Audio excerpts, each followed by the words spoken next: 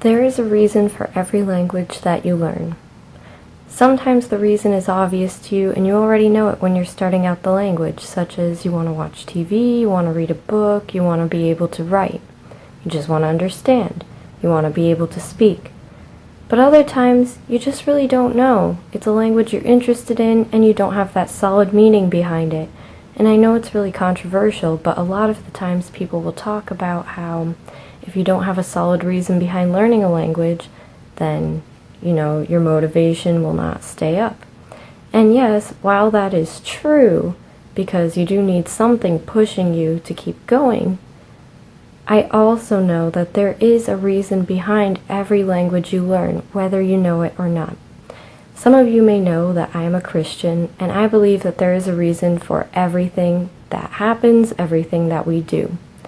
So there is a reason for every desire to learn, for every hobby that you're into, and there is a reason for every language that you learn. For instance, at my high school, I only had the option of Spanish and French. So I took Spanish, of course, because my family speaks Spanish. I wanted to speak with them. But then I took French because that was the only other option I had when really I wanted to learn Japanese. So I took French for a year, stopped. If you've seen my video on how I learned French, you can get into that a little bit more and I guess the process of how I learned. But I continued learning in university or college, whatever you call it. And I ended up studying abroad in both Spain and France because my majors, Spanish and French, required me to study abroad. Well, before I had studied abroad, Spanish, the major, had an elective of Portuguese, and I didn't want to take another literature class, so I decided to take Portuguese even though it wasn't a language I was initially interested in learning. I still had a desire to learn Asian languages. So I took a semester of Portuguese. Actually, I took a year of Portuguese. Accelerated Portuguese, so lots of grammar in a short period of time.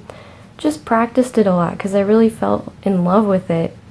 And then when I went to France, I actually, both Spain and France, I ended up using Portuguese, believe it or not.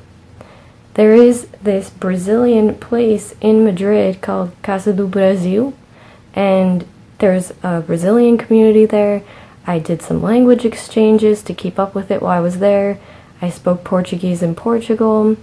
I ended up meeting these two people I became close with in France, of all places, in Nantes, not even in Paris.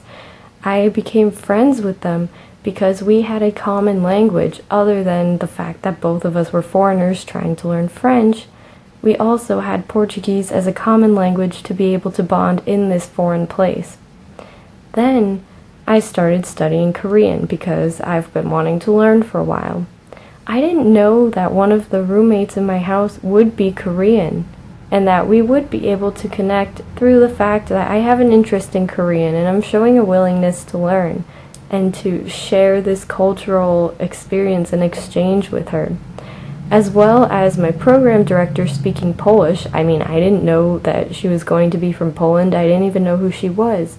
And yet, I've connected with people on a deeper level because of these languages. So you never know who will be put in your path, who will be put in your life, and how you will use these languages that you're learning, especially the less common ones. I don't live in an area where it's common to meet Koreans or Poles, so the fact that this even happened is incredible. So I wanted to encourage you today, for anyone who's learning a lesser spoken language, to say that you never know who you're going to meet. You never know what you're going to do and who will be put in your path. So just keep on learning your languages and stick to it. Alright, see you guys next time. Bye-bye!